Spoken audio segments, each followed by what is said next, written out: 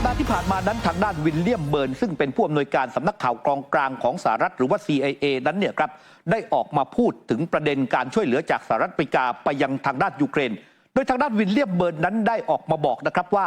หากการช่วยเหลือจากสหรัฐอเมริกานั้นยังไม่สามารถส่งไปถึงยูเครนได้นั่นก็จะทำให้การสู้รบในแนวหน้าของยูเครนนั้นเนี่ยจะจบลงภายในปี 2567 เพราะตัวเขามองว่าศักยภาพของยูเครนนั้นยังไม่สามารถที่จะรับมือกับทางด้านรัสเซียได้ไม่ว่าเรื่องของกำลังพลไม่ว่าเรื่องของอาวุธยุทโธปกรณ์ซึ่งกำลังขาดแคลนอย่างหนักแต่ทางด้านวิลเลียมเบิร์นนั้นก็ออกมาบอกเนี่ยครับว่าถ้าความช่วยเหลือจากสหรัฐอเมริกานั้นส่งไปให้กับยูเครนภายในเวลาในปีนี้ได้เนี่ยครับหรือว่าในช่วงกลางปีนี้ได้ก็จะทำให้ยูเครนนั้นยังสามารถที่จะต้านทานกองทัพรัสเซียได้ไปอีกระยะหนึ่งนะครับนั่นคือสิ่งที่ทางด้านผู้อำนวยการสำนักข่าวกองกลางสหรัฐหรือว่า CIA ได้ประเมินเรื่องนี้กับสถานการณ์ดังกล่าวแต่แล้วท้ายที่สุดเนี่ยครับคุณผู้ชมครับงบประมาณที่มีการยื้อกันมากว่า6 เดือนในเรื่องของการที่จะไปช่วยเหลือยูเครนนั้นก็ผ่านทางด้านสภาผู้แทนราษฎรของสหรัฐอเมริกาเป็นที่เรียบร้อยสัปดาห์ที่ผ่านมาวันที่ 20 เมษายน 2567 มีการผ่านงบประมาณร่างกฎหมายเนี่ยครับที่สำคัญทั้งหมดเนี่ย4 ฉบับด้วยกันฉบับแรกนั้นเนี่ยครับเป็นกฎหมายงบประมาณในการช่วยเหลือทางด้านอิสราเอลฉบับที่2นั้นงบประมาณที่จะไปช่วยเหลือทางด้านไต้หวันฉบับที่3นั้นเนี่ยครับเป็นฉบับที่สำคัญอย่างยิ่งนั่นก็คืองบประมาณที่จะไปช่วยเหลือทางด้านยูเครนนั่นเองนะครับซึ่งงบประมาณก้อนนี้มีทั้งสิ้นนั้นเนี่ยครับก็คือ60,000กับอีก800กว่าล้านดอลลาร์สหรัฐนะครับซึ่งตีเป็นตัวเลขกลมๆผมจะพูดเนี่ยนะครับก็คือ 61,000 ล้านดอลลาร์สหรัฐด้วยกันนอกจากนั้นยังมีกฎหมายอีกฉบับหนึ่งนั่นก็คือกฎหมายที่จะทำการยึดทรัพย์ของรัสเซียและนำไปใช้ประโยชน์ส่งมอบให้กับยูเครนเพื่อการฟื้นฟูประเทศยูเครนนั่นเองนะครับกฎหมายทั้ง4 ฉบับนั้นแม้ว่าผ่านสภาผู้แทนราษฎรหรือว่าสภาคองเกรสของสหรัฐอเมริกาไปแล้วแต่ยังไม่สามารถประกาศใช้ได้ทันทีนะครับเพราะมีกระบวนการมีขั้นตอนอีกหลายขั้นตอนด้วยกันขั้นตอนถัดไปงบประมาณตรงนี้เนี่ยครับกฎหมายฉบับนี้จะถูกรวม4 ฉบับเนี่ยเป็นฉบับเดียวกันและส่งไปให้วุฒิสภาหรือว่าสวนั่นเองนะครับซึ่งสวนั้นก็จะมีการเปิดประชุมและพิจารณากฎหมายฉบับนี้ซึ่งในส่วนของพรรคเดโมแครตเองนั้นก็มองว่าไม่น่าจะมีปัญหาแต่อย่างใดเพราะว่าในสมาชิกวุฒิสภานั้นเสียงส่วนใหญ่ทางด้านพรรคเดโมแครตนั้นเป็นผู้ควบคุมอำนาจอยู่แล้วในสภาสูงนะครับดังนั้นก็คาดว่ากฎหมายฉบับนี้จะผ่านสภาในส่วนของวุฒิสภาได้อย่างสบายๆเมื่อผ่านวุฒิสภาแล้วเนี่ยครับคุณผู้ชมครับกฎหมายฉบับนี้จะถูกส่งไปให้ประธานาธิบดีโจไบเดนผู้นำสหรัฐนั้นลงนามเพื่อประกาศใช้อย่างเป็นทางการเมื่อนั้นแหละครับงบประมาณก้อนนี้ก็จะถูกจัดแบ่งออกมาเป็นส่วนต่างๆตามจุดประสงค์จุดมุ่งหมายเพื่อที่จะจัดหาอาวุธยุทโธปกรณ์ไปช่วยเหลือยูเครนในการที่จะสู้รบกับรัสเซียต่อไปทางด้านวโลดิเมียร์เซเลนกี้ผู้นำของยูเครนเองนั้นเนี่ยครับก็ได้ออกมาเร่งเร้าให้สมาชิกวุฒิสภาของสหรัฐอเมริกานั้นรีบผ่านงบประมาณก้อนนี้เพราะบอกว่าหากสถานการณ์นั้นยืดเยื้อต่อไปก็จะทำให้ยูเครนนั้นยิ่งเสียเปรียบรัสเซียมากยิ่งขึ้นนอกจากนั้นวโลดิเมียร์เซเลนกี้ได้ให้สัมภาษณ์กับสื่อมวลชนของสหรัฐอเมริกาว่าเวลานี้เนี่ยครับทางด้านยูเครนนั้นมีความต้องการระบบป้องกันภัยทางอากาศอย่างยิ่งนะครับในการที่จะใช้ไปปกป้องโรงไฟฟ้าแล้วก็ปกป้องบ้านเรือนของประชาชนนอกจากนั้นแล้วยังต้องการขีปนาวุธไฮมาร์สนะครับรวมถึงแอคแท็กซิมซึ่งเป็นขีปนาวุธทางยุทธศาสตร์ของกองทัพบกในการที่จะใช้ตอบโต้ทางด้านกองทัพรัสเซียและยิ่งไปกว่านั้นสิ่งที่กองทัพยูเครนต้องการนั่นก็คือกระสุนปืนใหญ่ขนาด155มิลลิเมตรซึ่งพวกเขานั้นเนี่ยครับขาดมาอย่างยาวนานปัจจุบันนั้นเนี่ยครับมีการรายงานข่าวว่าในแนวหน้าของยูเครนนั้นจะสามารถใช้กระสุนปืนใหญ่ได้วันหนึ่งเพียงประมาณ12 ลูกเท่านั้นซึ่งแน่นอนครับเมื่อเจอทางด้านฝั่งรัสเซียโต้มาพวกเขาไม่สามารถที่จะต้านทานฝั่งรัสเซียได้ในขณะที่งบประมาณเนี่ยครับคุณผู้ชมครับจำนวน 61,000 ล้านดอลลาร์สหรัฐนั้นจะถูกแตกออกเป็นทั้งหมดเดี๋ยวครับ4 ส่วนด้วยกันเป็นอะไรบ้างเดี๋ยวผมจะให้คุณผู้ชมได้ดูนะครับแพ็กเกจช่วยเหลือทางทหารแก่ยูเครน 61,000 ล้านดอลลาร์สหรัฐอเมริกานั้นเนี่ยจะถูกแตกออกมาเป็นทั้งหมด4 โครงการด้วยกันคุณผู้ชมครับโครงการแรกจะใช้เงินเนี่ย 23,000 ล้านดอลลาร์สหรัฐสำหรับเติมอาวุธเสบียงและสิ่งอำนวยความสะดวกต่างๆเงิน 23,000 ล้านดอลลาร์สหรัฐนั้นเนี่ยคุณผู้ชมครับตรงนี้แหละจะเป็นจุดสำคัญที่จะนำไปให้กับบริษัทผลิตอาวุธต่างๆนะครับในสหรัฐอเมริกาเพื่อที่จะสั่งอาวุธและจัดส่งไปให้กับทางด้านกองทัพยูเครนส่วนที่2ครับจำนวน 14,000 ล้านดอลลาร์สหรัฐสำหรับโครงการริเริ่มความช่วยเหลือด้านความมั่นคงยูเครนซึ่งเป็นโครงการสนับสนุนเงินทุน นำโดยกระทรวงต่างประเทศสหรัฐนะครับในการฝึกอบรมกองทัพยูเครนและจัดหาอุปกรณ์รวมถึงดำเนินการโครงการที่ปรึกษาตรงนี้เนี่ยครับคุณผู้ชมตรงนี้เองเนี่ยหลายฝ่ายบอกนี่มันเป็นเงินที่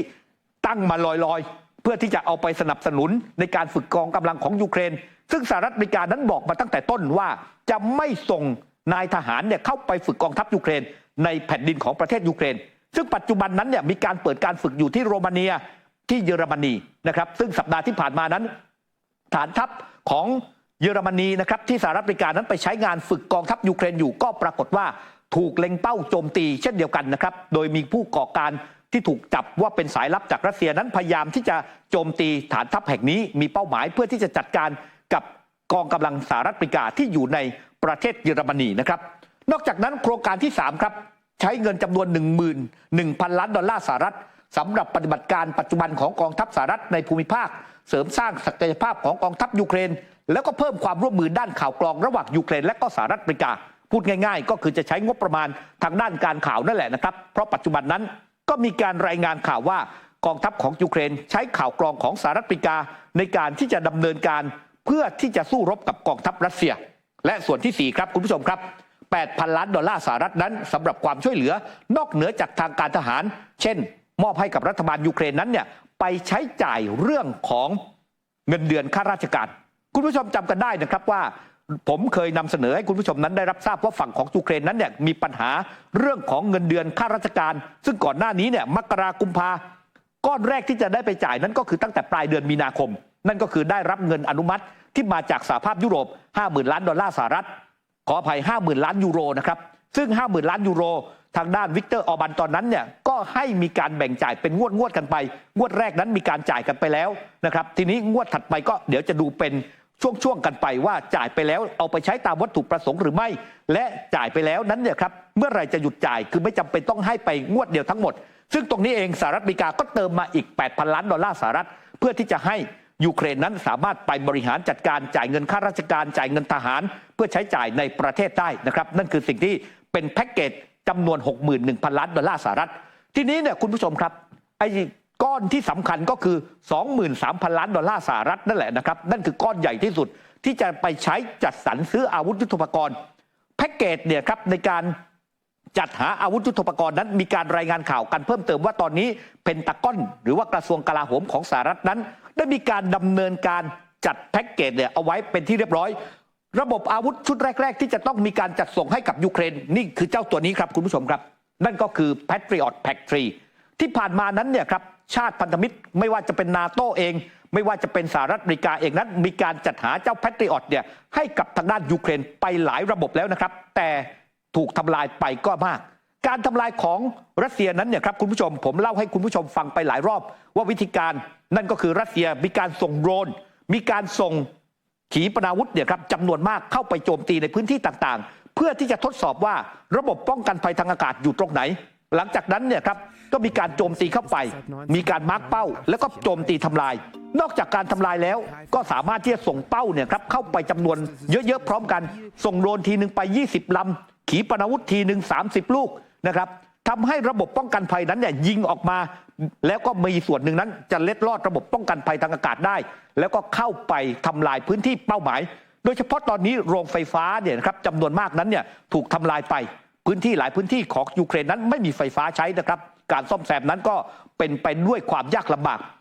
ก่อนหน้านี้วโลดิเมียร์เซเลนสกี้นั้นเคยออกมาบอกนะครับว่าพวกเขาต้องการเจ้าระบบแพทริออตเนี่ยมากกว่า20 ระบบแต่การสัมภาษณ์ล่าสุดนั้นบอกว่าเบื้องต้นขออย่างน้อยเนี่ย7 ระบบก่อนได้ไหมเพื่อที่จะไปปกป้องเนี่ยครับพื้นที่สำคัญก่อนในขณะที่เวลาเดียวกันนี้เนี่ยครับนาโต้มีการประชุมในส่วนของทางด้านรัฐมนตรีกลาโหมทางด้านเยนสโตเทนเบิร์กนั้นออกมายอมรับนะครับว่าสิ่งที่พวกเขาต้องการก็คือในเรื่องของการที่จะจัดหาระบบป้องกันภัยทางอากาศให้กับยูเครนกันก่อนเพราะยูเครนนั้นมีความต้องการอย่างยิ่งก็ตกลงกันว่า32 ชาติสมาชิกนาโต้นั้นจะมีการร่วมมือกันเพื่อจัดหาระบบป้องกันภัยทางอากาศให้กับทางด้านยูเครนแต่ยังไม่สามารถที่จะแจกแจงเป็นรูปธรรมได้นะครับว่าจะจัดหาให้ทั้งหมดกี่ระบบด้วยกันอีกตัวหนึ่งครับในงบประมาณ 23,000 ล้านดอลลาร์สหรัฐที่ฝั่งของยูเครนนั้นจะได้รับจากสหรัฐอเมริกาครับนอกจากเจ้าแพทริออตแล้วก็คือเรื่องของ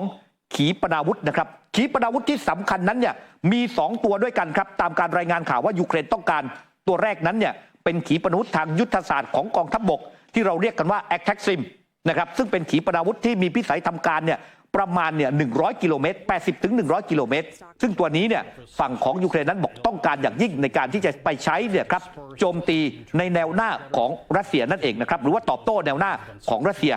นอกจากตัวเจ้าATACMSแล้วเนี่ยครับก็มีขีปนาวุธไฮมาร์สเนี่ยคุณผู้ชมครับคราวนี้มีการรายงานข่าวกันว่าสหรัฐอเมริกานั้นจะยกระดับในการเพิ่มประสิทธิภาพกับไฮมาร์สเวอร์ชั่นใหม่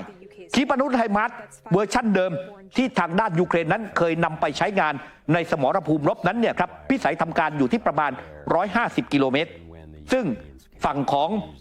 ยูเครนเมื่อได้ไปแล้วจะโจมตีพื้นที่สำคัญของรัสเซียนั้นก็ยากลำบากโดยเฉพาะเป้าหมายเนี่ยในพื้นที่ไครเมีย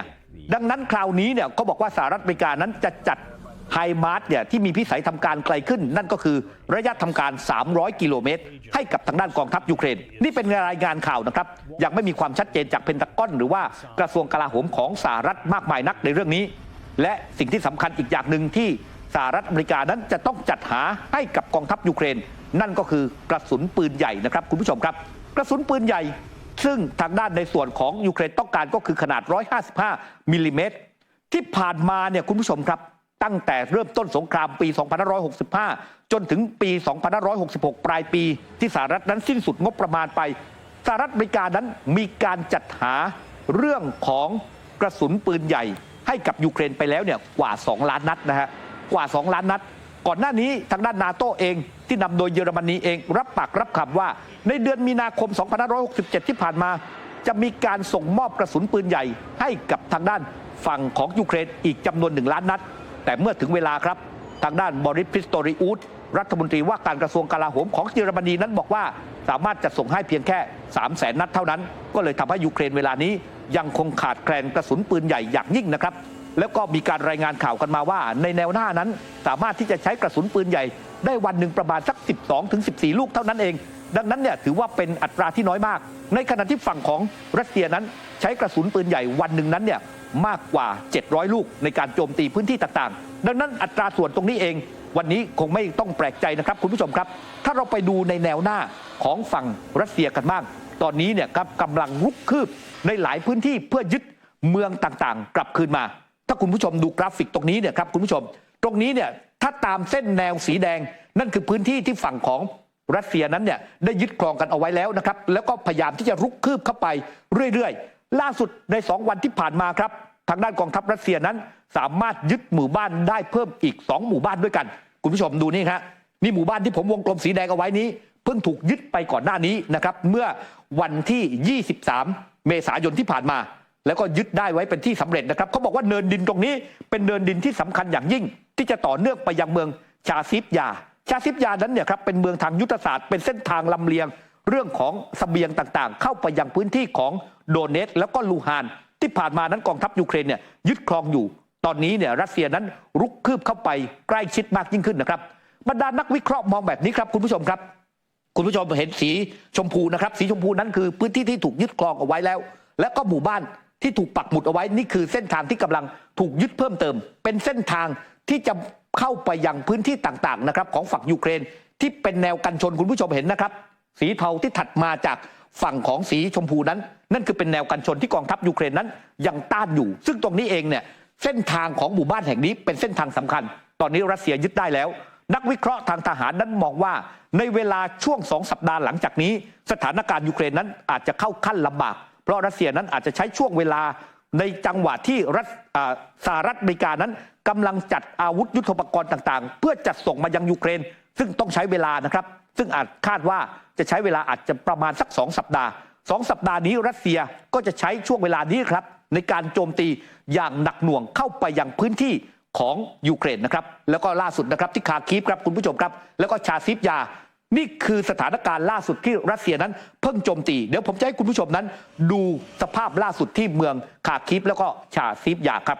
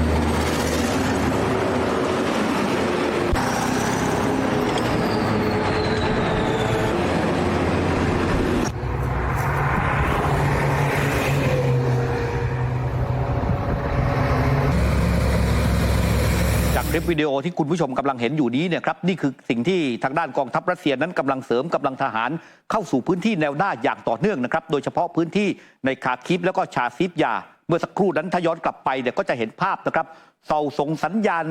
โทรทัศน์เนี่ยครับขนาดใหญ่นั้นก็ถูกรัสเซียยิงทำลายเป็นที่เรียบร้อยนะครับสำหรับในเมืองชาซิฟยาเนื่องจากว่าเสาสัญญาณตัวนี้เนี่ยมีการรายงานข่าวนะครับว่าเสาตัวนี้เนี่ยเป็นที่ตั้งในการส่งสัญญาณโทรทัศน์นอกจากนั้นกองทัพยูเครนยังใช้เนี่ยครับในการติดต่อสื่อสารในการกำหนดเป้าหมายต่างๆนะครับในทางทหารอีกด้วยก็เลยถูกทำลายประกันไปเป็นที่เรียบร้อยดังนั้นเราก็จะเห็นเนี่ยครับว่าในแนวหน้าของ